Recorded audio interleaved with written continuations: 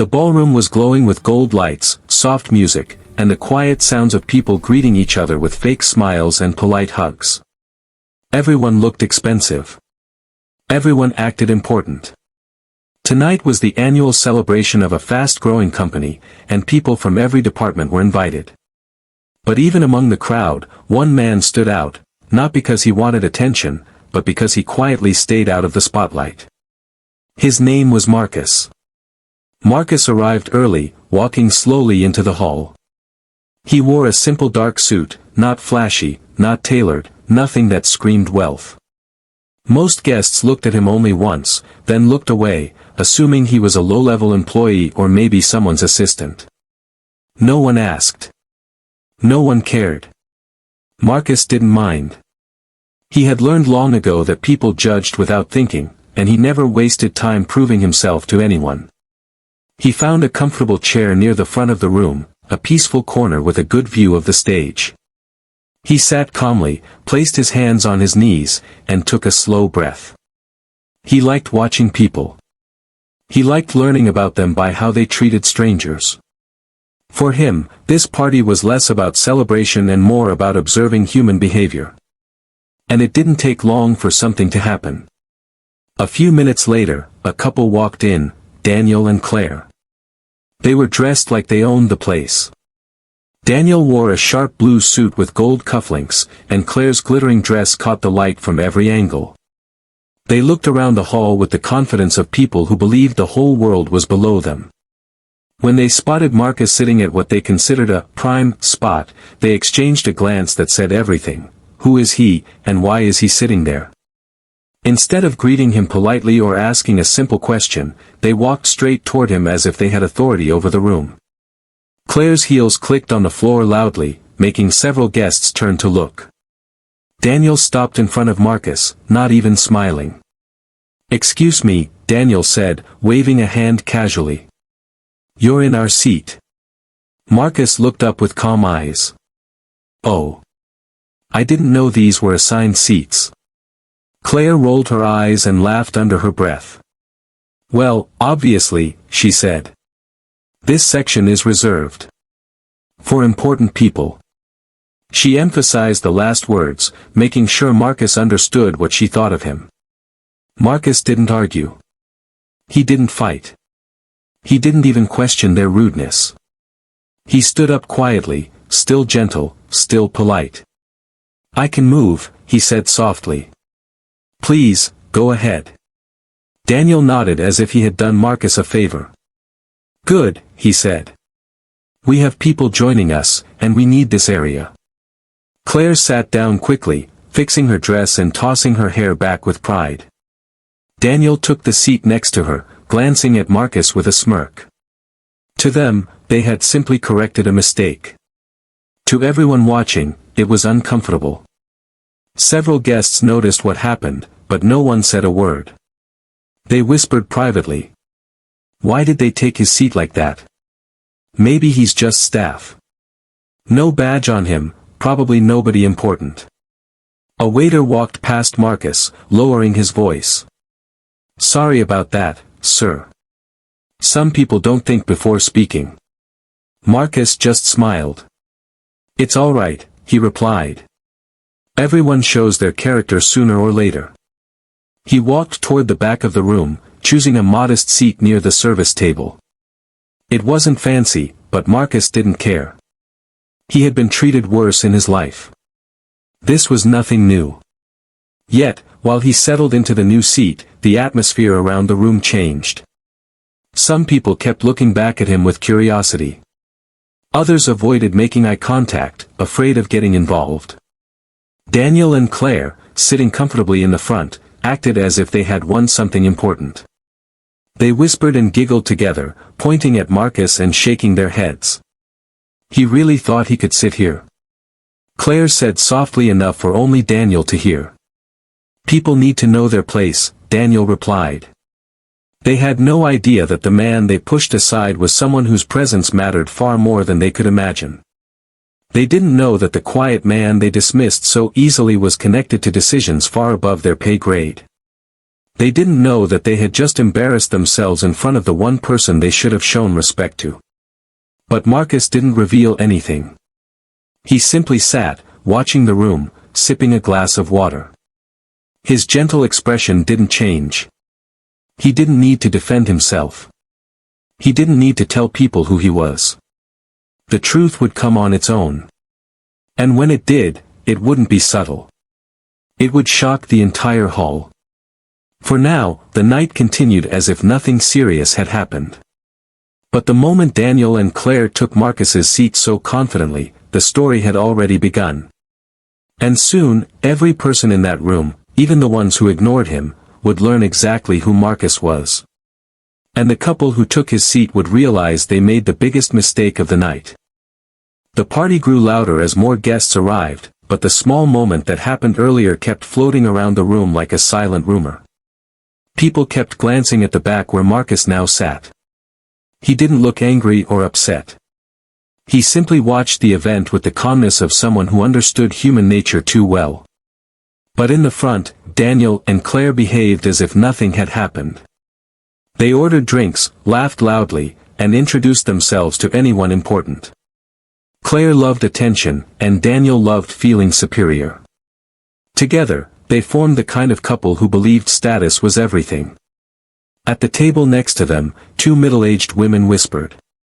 "Did you see how they took that man's seat?" "Yes, terrible manners. But maybe he didn't belong up here." It still looked wrong. The conversation ended quickly the moment Claire turned her head, pretending she hadn't heard anything. She smiled sweetly, pretending to be the warm, friendly type, though everyone knew she only acted kind when she wanted something. Meanwhile, Marcus sat at the back with a soft smile on his face. A young worker, probably an intern, approached him nervously. "Sir, do you want a better seat? We can find you something in the middle at least." Marcus shook his head gently. "Thank you. This is fine." But the couple, they were rude. "It happens," Marcus replied. "People show who they are when they think no one is watching." The young intern nodded slowly, as if learning something deeper than simple manners. Marcus had a way of teaching without lecturing. Across the room, Daniel raised his glass proudly as he spoke to a group of managers. "Honestly, some people sneak into these events. Did you see that man earlier? Sitting right in front like he belonged there." One manager looked uncomfortable. I don't think he was sneaking in." Daniel shrugged. "If he belonged here, he wouldn't have moved that easily. People with real positions don't get intimidated by simple requests." Claire placed her hand on Daniel's shoulder. "Let it go, honey. We're here to enjoy ourselves. And anyway, look around. This party is full of important people. You can't expect everyone to keep up." They both laughed softly. But a few people around them exchanged looks, concerned looks, because the certainty in Daniel's voice sounded careless, almost childish. Still, no one corrected him. Not yet. At the back, Marcus watched the way the couple interacted with everyone. Their smiles were bright, but their eyes were sharp. They complimented the wealthy guests and ignored the staff. They shook hands with confidence but never with kindness. Marcus had seen these types many times in his life, successful on the outside, insecure on the inside. When the waiters passed by with trays, Claire snapped her fingers at one of them. "Excuse me. Do you have the imported sparkling water? Not this cheap one. I can't drink this." The young waiter bowed his head politely. "I'll check, ma'am." Daniel shook his head dramatically. "Honestly, service gets worse every year. The organizers should hire better staff." A few tables away, a senior accountant whispered to her colleague. "That man has no idea who he insulted." The colleague blinked. "You mean the guy he pushed aside earlier?" "Yes," she said. "I think I recognize him. Doesn't he?"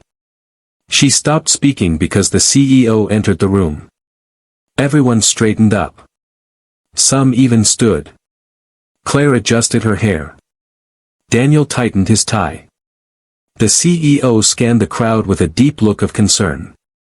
He looked left, right, then again. It was clear he was searching for someone specific. "Who is he looking for?" someone whispered. Marcus already knew. He remained seated, waiting. In the front row, Daniel grinned. "Maybe he's looking for the honored guests. Probably us," he whispered proudly to Claire. But the CEO walked right past them without a glance. His eyes finally landed on the quiet man sitting at the back. "There you are," he said with relief, making his way toward Marcus. People froze. Conversation stopped mid-sentence.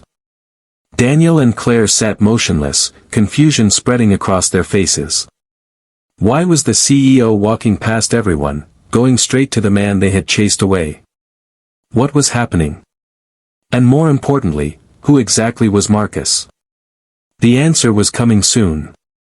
And it was going to shake the entire room.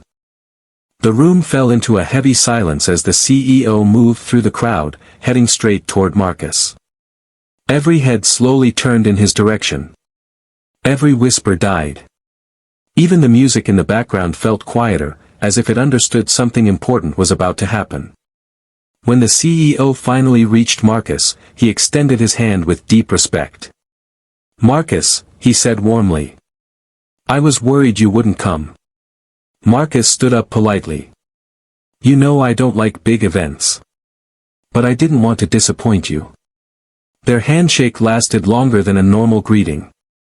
It felt personal, familiar, like two people who shared history, trust, and equal power. Many guests were shocked. The CEO never treated anyone like this, not even the board members.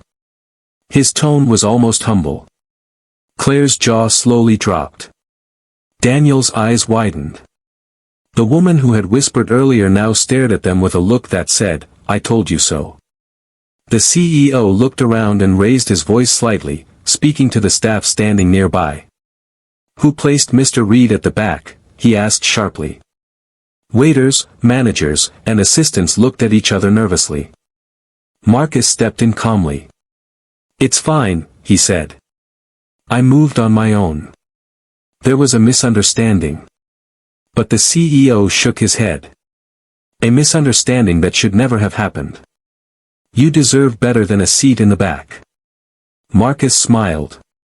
"A seat doesn't define me." The CEO paused, as if those simple words carried more wisdom than anything said at the party so far. But Daniel couldn't stay quiet any longer. He stood up quickly, trying to sound confident even though his voice trembled. Sorry, sir," Daniel said. "If we had known he was someone important, we wouldn't have." The CEO looked at him with a cold stare. "You shouldn't treat people based on what you think they are," he said. "You should treat them well because it's the right thing to do." Claire swallowed hard. Her face turned pale. She tried to smile, but her lips only twitched. "But he was sitting in the reserved section," she said quietly. "We just thought." Marcus raised a hand gently to stop her. "Please," he said. "You don't have to explain anything." His calm voice made her feel even worse. The CEO wasn't done. "For your information," he added, "Marcus Reed is not just a guest. He is the main investor in this company. Without him, this event wouldn't exist. In fact, half the jobs in this room wouldn't exist." A wave of gasps moved through the crowd. People who had ignored Marcus earlier now stared with wide, trembling eyes. The man they thought was nobody was the one funding everything. At that moment, every person saw Daniel and Claire in a new light, and it wasn't flattering. The confident couple who believed they were above everyone now looked small, embarrassed, exposed. Daniel tried to laugh it off. "Oh. Well, we didn't mean any harm. It was just a mistake." Marcus studied him quietly. "I understand," he said with a gentle tone. "But you didn't even ask me kindly. You simply assumed I didn't belong." Daniel tried to speak, but the words didn't come. His confidence had collapsed. Claire stepped forward nervously. "We are truly sorry. Really. We didn't know. If we had known." Marcus smiled sadly. "That's the problem. You should treat everyone with kindness, not only the ones you know are important." His words hit harder than a shout. For the first time that night, Claire had no comeback. She lowered her eyes. The CEO placed a hand on Marcus's shoulder. "Come to the front with me. Your place is there." But Marcus shook his head. "No. I'm comfortable here. I'd rather stay where I am." Some guests smiled quietly, understanding the message. Marcus was showing that respect came from character, not chairs. The CEO nodded respectfully. "Then I'll join you for a moment." He sat beside Marcus, ignoring the shocked expressions from powerful people who expected him to sit at the VIP table. Daniel and Claire watched helplessly as the CEO and Marcus talked like old friends, calm, equal, and deeply connected. Nearby guests whispered, "He's the investor." And the couple pushed him away. How embarrassing. They'll never live this down. Daniel could feel the heat rising in his face. Claire stared at the floor, wishing she could disappear. The party hadn't even reached its main speech yet, and already the most unforgettable moment of the night had happened. The people who thought they were superior had humiliated the very man who made the event possible. And the entire room would remember it forever. Marcus wasn't done teaching lessons yet. The night still had more surprises coming. The room felt different now, not louder, not quieter, but heavier. Everyone pretended to continue their conversations, but every pair of eyes drifted toward the back where Marcus and the CEO now sat together. The contrast was impossible to ignore. The man who looked the least powerful was sitting with the man who was the most powerful. And the couple who believed they ruled the room now seemed small in their expensive clothes. Daniel and Claire sat rigid in their seats. Their confidence had cracked like thin glass. Daniel tried to sip his drink, but his hand shook so badly the ice clinked loudly. Claire kept fixing her hair even though it didn't need fixing. Shame sat on their shoulders like a heavy coat. A senior employee, Mrs. Langford, leaned toward her friend and whispered, "I warned them. You can't judge someone by his suit. Look at him now, treated like royalty." Her friend nodded. They treated him like he didn't belong. Now they're the ones who don't know where to look. Meanwhile, at the back, Marcus chatted softly with the CEO. They weren't talking about the incident. They weren't talking about money. They were talking about memories, old projects, shared challenges, the company's early struggles. Their bond was built on trust and survival, not ego. After a few minutes, the CEO stood up and excused himself to prepare for his speech. Marcus remained seated, calm and observant. He watched the crowd as if reading every face. And the crowd watched him as if he were a mystery they suddenly wanted to understand. Soon, people began approaching Marcus, not out of respect, but out of nervous curiosity. A middle-aged manager walked over first. "Mr. Reed," he said with a forced smile, "I'm so sorry for what happened earlier. I would have stepped in, but I didn't know." Marcus looked up gently. "You didn't know who I was," he finished for him. The man swallowed. "Yes. I feel terrible." "You don't need to feel terrible," Marcus said. "You just need to remember that everyone deserves respect. Not just the ones you fear." The manager nodded quickly and walked away.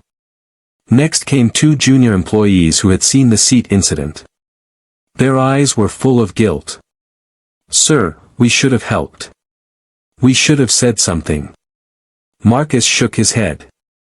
"It's not easy to speak up. But next time, try. Not for me, for anyone who needs it." They promised they would. Across the room, Claire clenched her jaw. Watching people approach Marcus made her feel invisible. And she hated being invisible. "This is ridiculous," she whispered. "People are acting like he's a celebrity." Daniel leaned closer. "Claire, stop talking. Just, stop. You're making it worse." She glared at him. "We need to fix this. We can't let people see us like this." But Daniel wasn't sure anything could fix the damage. While the couple argued in whispers, the CEO stepped onto the stage. The music faded. Lights brightened slightly. A hush fell over the hall. Everyone turned to listen. Claire sat up taller, hoping the speech would somehow shift attention away from her. Daniel swallowed hard. "Good evening, everyone," the CEO began. "Tonight is a celebration, not just of success, but of the people who made that success possible." He paused, looking around the room slowly. "But before we talk about numbers, I want to speak from the heart." Guests leaned forward. The CEO rarely spoke emotionally. "I want to acknowledge a very special person in this room. Someone humble, someone generous, someone who supported this company when no one else believed we could survive." Whispers rose like sparks. Daniel whispered, "Don't say his name, don't say his name." But the CEO did. "Please join me in appreciating our biggest investor, the man whose quiet strength kept this company alive, Mr. Marcus Reed." The hall erupted into applause. Loud. Long, respectful. Genuine. Except at Daniel and Claire's table. They clapped slowly, stiffly, trying not to look as devastated as they felt. From the back of the room, Marcus stood up politely. He didn't raise his hands. He didn't bow. He gave a small nod, nothing more. It was enough. The applause continued. But the air wasn't done shifting. The CEO continued, "Marcus isn't just an investor. He's a man who believes in fairness, kindness, and giving people a chance, values this company stands on." The words hit Daniel and Claire like stones. Claire's eyes dropped to her lap. The CEO's next words were even heavier. "Tonight, we were reminded that appearances don't define worth. Character does." Everyone knew exactly what he meant. Marcus stayed silent. The couple who took his seat felt the whole room quietly judging them now. This was no longer a misunderstanding. This was a lesson. And the night was far from over. The applause slowly faded, but the atmosphere stayed sharp, alive, and tense. It was the kind of silence that carried meaning. People weren't just looking at the CEO anymore, they were looking at Marcus with a new understanding. The man they ignored, the man they judged, the man they pushed aside, was the reason this event even existed. Marcus returned to his seat at the back, calm as ever. He didn't smile proudly or act superior. He simply breathed out slowly, as if the attention made him uncomfortable. He never came to these events for applause. He came because he believed in the company, its people, and its mission. But not everyone in the room felt calm. Especially not Daniel and Claire. Daniel's throat felt tight. His cheeks burned. He kept replaying the moment he told Marcus, "This is our seat." The arrogance in his tone now echoed in his mind like a painful reminder. Claire stared straight ahead, blinking too fast, her fingers twisting together nervously. "This is bad," Claire whispered. "Everyone is looking at us." Daniel didn't respond. He didn't know what to say. He couldn't change what had already happened. Before they had time to recover, another shock hit the room. The CEO lifted a hand to bring silence again. "And before I continue my main speech," he said, "I want Marcus to join me for a brief moment." Gasps scattered across the room. Marcus didn't want a spotlight. But he was too respectful to refuse. He stood up slowly and walked toward the stage. Each step he took felt heavy, not because of fear, but because of the weight of people's stares. When he reached the stage, the CEO handed him the mic. "Say a few words," the CEO said. "Not as an investor, but as someone this company looks up to." Marcus sighed silently. He didn't plan to speak tonight. But something inside him understood that this moment wasn't about him, it was about the message. He took the mic. "I'm not a man of speeches," Marcus began softly. The room fell silent immediately. Even the waiters paused in their tracks. "But I think something important happened tonight," he continued. "Something that taught us all a lesson." Daniel and Claire sank deeper into their seats. "When I entered this room," Marcus said, "I wasn't dressed like the richest. I wasn't shining. I wasn't loud. I was just me." His voice was calm. Not angry. Not bitter. And some people believed that meant I didn't belong. The silence in the room turned painfully sharp. Marcus looked around with gentle eyes and added, "I wasn't upset. I wasn't offended. I've dealt with things far worse. But I hope it reminded us all of one truth: your character matters more than your clothes, your status, or your seat." Some guests lowered their heads. Others nodded slowly. When you push someone aside because you think they're less, you're pushing aside something inside yourself too: your kindness, your humanity, your values. The crowd felt the weight of each word. Daniel closed his eyes. Claire's mascara began to smudge as she blinked away growing tears. Marcus continued softly. "Respect shouldn't be reserved for the wealthy. It shouldn't be for the powerful. It shouldn't depend on who someone might be. It should be given freely. Because everyone deserves it." A senior manager whispered, "He's right." Marcus stepped back slightly. "That's all I wanted to share. Thank you for listening." He handed the mic back to the CEO.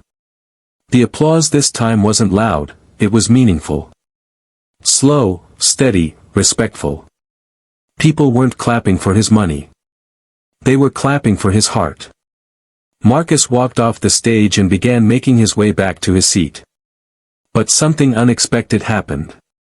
As he passed employees and guests, they stepped aside respectfully, giving him room, nodding, and offering small smiles. It wasn't fake. It wasn't forced. It was respect, pure, simple, and deserved. At Daniel and Claire's table, panic grew. Daniel whispered, "We need to talk to him. We need to apologize again. We can fix this." Claire shook her head. "People already hate us. They think we're horrible." "They're not wrong," Daniel muttered under his breath, his voice breaking slightly. It was the first honest thing he'd said all night. Claire's hand trembled on her lap. "Do you think he'll forgive us?" Daniel didn't answer. Across the room, Marcus sat back down quietly, unaware that the couple who took his seat earlier now felt like the smallest people in the building. But the night wasn't done teaching them lessons. The harshest truth was still waiting. The room slowly settled after Marcus's speech, but the air was no longer the same. It felt sharper, clearer, like a mirror placed in front of everyone, reflecting their behavior back at them. Some people felt proud for treating him kindly earlier. Others felt embarrassed. And two people, Daniel and Claire, felt exposed under a spotlight they never wanted. Daniel wiped his sweaty palms on his suit. "I swear, Claire, if we don't fix this, our reputation is gone." Claire whispered back, "Just wait for a moment when he's alone. We'll apologize properly this time." But Marcus wasn't alone. Every few minutes, someone approached him with kind words, handshakes, or silent nods of respect. His seat at the back now felt like the true center of the room. People who used to walk past him earlier now slowed down just to acknowledge him. This made the couple's shame grow deeper. A soft clinking sound echoed suddenly, someone tapping a glass. The CEO was signaling for the next part of the evening, the dinner segment. Guests began lining up, grabbing plates, and choosing dishes from the beautifully arranged buffet tables. Marcus stood up to join the line like everyone else, but again, people shifted aside with gentle smiles, letting him pass. It wasn't forced, just genuine respect for the man they had misjudged. Daniel watched this and felt something painful in his chest. "He's just a man," Daniel muttered. "Why does everyone treat him like royalty now?" Claire looked at him with tired eyes. "Because he acted like a better person than we did." He had no answer. The buffet line moved slowly. Marcus picked simple foods, nothing fancy. As he stepped aside to let the next person through, someone bumped into him lightly. It was Daniel. But this time Daniel wasn't confident. He wasn't proud. He wasn't smirking. He looked terrified. Mr. Reed," Daniel began, forcing a smile. "Can we talk? Just for a moment?" Marcus turned calmly. "Of course." Claire stepped beside Daniel quickly, clutching her purse, her voice shaky. We wanted to apologize again. Properly. We were wrong earlier. You didn't deserve that treatment. Nobody does." Daniel nodded fast. "Yes. We feel awful. Truly." Marcus held his plate with one hand and looked at them without anger, without arrogance. Just silence. A deep silence that made them squirm even more. Claire swallowed hard. "We assumed you were staff. Or, not someone important." Marcus raised an eyebrow gently. "And if I was staff? Would that make it right to talk to me the way you did?" The question pierced them like a needle. Claire looked down, unable to speak. Daniel stammered, "No, we didn't think." "That's the problem," Marcus said softly. "Most people don't think when they judge someone." His words hurt, not because they were harsh, but because they were true. Daniel's voice cracked. "We don't know how to fix this." Marcus set his plate down on a nearby table before answering. "You can't fix the moment," he said. "But you can fix yourselves. How you treat people. How you speak to them. How you see them." Claire felt tears forming again. "We never meant to be cruel." Marcus nodded slowly. "Cruelty doesn't always come from intention. Sometimes it comes from habit." His calm honesty became the couple's greatest punishment. They weren't being yelled at. They weren't being humiliated. They were being taught. And the lesson stung worse than any insult. A sudden voice cut through the tension. "Mr. Reed," the CEO called from across the hall. "We need you for a moment." Marcus nodded at Daniel and Claire. "If you truly want to change, start by changing the way you look at people." Then he walked away, leaving the couple standing there, speechless. Claire wiped her eyes quickly. "Everyone's staring at us." "They should," Daniel said quietly. "We were awful." Claire turned to him with trembling lips. "Do you think he forgave us?" Daniel stared at Marcus across the room. "Forgiving us isn't the question," he said. "Whether we deserve forgiveness, that's the real question." Across the hall, the CEO pulled Marcus aside and whispered something excitedly, pointing toward the stage. Marcus listened patiently. Whatever the CEO said made several employees nearby whisper, "Is it happening tonight? The big announcement?" Daniel and Claire exchanged confused glances. "What announcement?" Claire asked. Daniel shook his head. "I don't know. But they were about to find out. And the truth would hit them harder than anything else that happened that night." The biggest surprise was still waiting. And it had everything to do with Marcus. Dinner plates clattered softly, forks tapped gently, and the murmurs of conversation floated around the hall.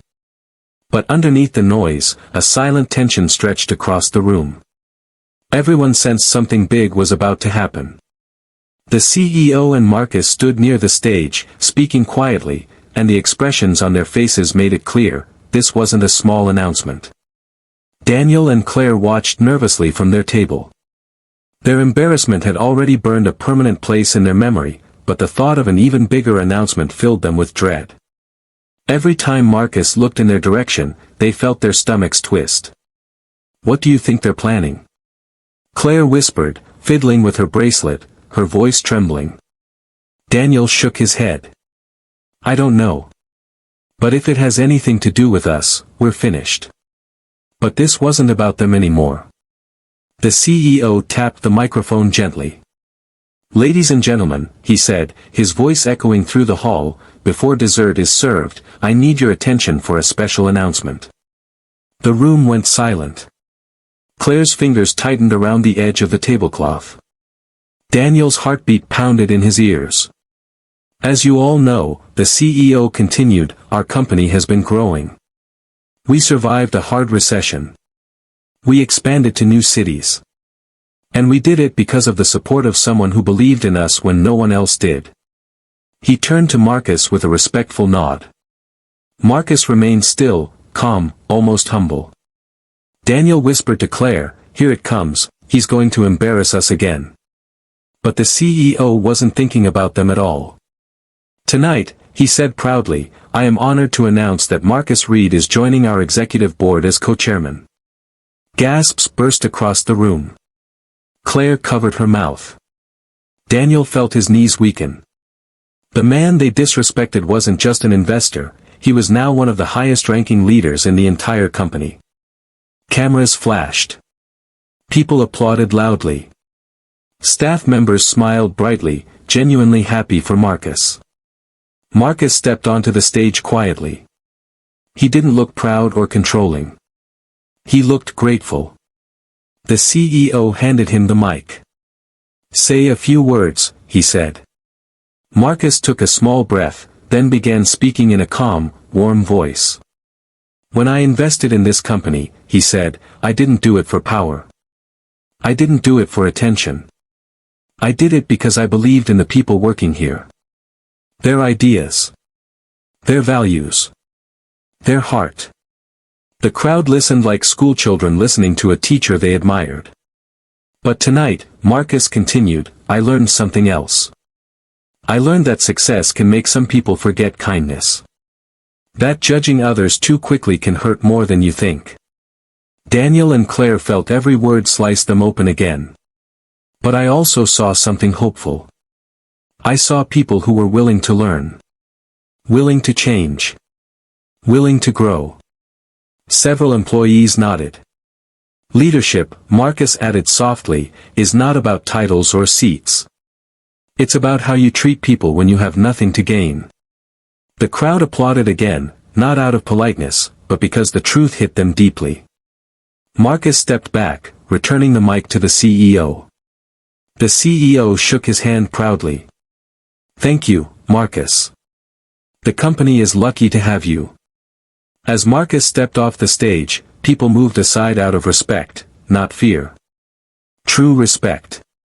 Then something unexpected happened. Marcus headed toward the far corner of the room, where the elderly janitor stood, leaning gently on his mop, watching everything with quiet eyes. Marcus smiled warmly. Evening, Mr. Grant, he said, shaking the janitor's hand. The janitor chuckled. You didn't tell me you were a big man, son. Marcus shrugged with a playful grin. Big titles don't matter. You always treated me kindly. That means more. People watched with wide eyes. The man they had dismissed earlier was showing more humility, more humanity, than any wealthy guest in the hall. Daniel felt a burn in his throat. We don't deserve forgiveness, he whispered. Claire wiped a tear from her cheek. He's everything we're not. As Marcus and the janitor shared a warm conversation, the truth settled heavily over the couple. The man they pushed aside wasn't just powerful. He was good. Better than them. Better than many in that room. The rest of the guests understood the message too. It wasn't a night about wealth. It wasn't a night about success. It was a night about character. But the story wasn't over. Because the final moment, the one they would never forget, was still waiting. Dessert plates were being served, conversations were picking up again, and the atmosphere in the hall felt lighter, almost healed. But deep under that calm, a quiet storm still lived in the hearts of two people, Daniel and Claire. They sat frozen, watching Marcus speak with employees, waiters, even the janitor. Each time he smiled, laughed softly, or nodded respectfully, their stomachs twisted. They didn't just feel embarrassed. They felt exposed. They felt small. "This night destroyed us," Claire whispered, tears gathering in her eyes again. Daniel rubbed his forehead. "We deserve it." But the night wasn't finished teaching them. Not yet. Across the hall, Marcus had finished speaking with the janitor and was preparing to leave. He always left early from events like this. Attention made him uncomfortable, and he preferred quiet places. He walked toward the exit slowly, giving small nods to anyone who offered a handshake. Then something unexpected happened. A soft voice called out. "Mr. Reed, wait." It was the young intern who had apologized to him earlier. She looked nervous, fidgeting with her badge. I want to thank you," she said. "For what you said. About speaking up next time. It meant a lot." Marcus smiled gently. "I'm glad it did. Her courage gave someone else courage." A waiter stepped forward. "Sir, when you spoke about kindness, it made me think of my father. He always said the same." "Thank you." Marcus nodded warmly. His presence wasn't just teaching, it was healing. Soon, more people approached. Not to flatter him. Not to impress him.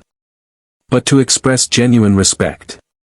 Daniel and Claire watched from their table, feeling like outsiders in a room they once believed they ruled. Claire whispered, "We have to say something. One last time." Daniel swallowed hard. Why would he listen now? "Because it's the right thing," she said softly. For the first time that night, her voice carried sincerity. They both stood up. Their legs were trembling as they walked toward Marcus, who was now reaching for his coat near the exit. Guests noticed. Conversations softened. People watched. Claire reached him first, her voice barely steady. "Mr. Reed, please. Just one moment." Marcus turned slowly. He didn't look angry. He didn't look impatient. He simply looked, calm, the way he had all night. Claire took a breath. "We know you don't owe us anything. Not forgiveness. Not your time. Nothing. But we just want to say, we are sorry. Truly. Deeply." Daniel stepped in, his voice low and shaky. "What we did, it wasn't just rude. It showed something ugly inside us. Something we didn't want to see. You didn't deserve that. No one does." The entire room held its breath. Marcus looked at them, not through them, not past them, but directly at them. It was the first time he gave them his full attention. "Do you understand why it hurt?" he asked quietly. Claire nodded, tears falling. "Because we judged you without knowing you. Because we treated you like less." Daniel's shoulders sagged with guilt. "We were wrong," he whispered.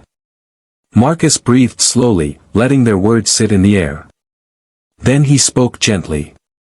"You didn't embarrass me," he said. "You embarrassed yourselves. But embarrassment can be a gift. It means you still have a conscience." Daniel lowered his eyes. Claire wiped her cheeks. "Can you ever forgive us?" Marcus paused. The room became silent again. Then he said something no one expected. "I already did." Claire gasped softly. Daniel looked up in disbelief. Marcus continued, "Anger is heavy. I don't carry heavy things if I don't need to. Especially when someone is willing to learn." Relief washed over their faces like warm rain. But Marcus wasn't finished. However, he added gently, "Forgiveness doesn't erase the lesson. Remember it. Let it change you." Both of them nodded quickly, truly understanding. And then came the final twist. As Marcus reached for the door, he turned and gave a soft smile. Oh, and about that seat, he said. I'm giving it to you permanently. Daniel blinked. What do you mean? That front row seat, Marcus said. Not just tonight. At every company event from now on. You two will sit there. People gasped quietly. Daniel whispered, but why us? Marcus's expression softened. Because from the front, you'll see everyone. Every worker, every employee, every guest. You'll see the people you used to overlook. And maybe, it will remind you to never judge someone by how they look, speak, or dress. The couple's eyes widened. It wasn't a punishment. It was a responsibility. A chance to grow. Marcus opened the door. Before stepping out, he said softly. Make sure you use your seat this time, wisely. The door closed behind him. And the lesson he left behind stayed in that hall forever. The night that began with disrespect ended with change. A change none of them would ever forget.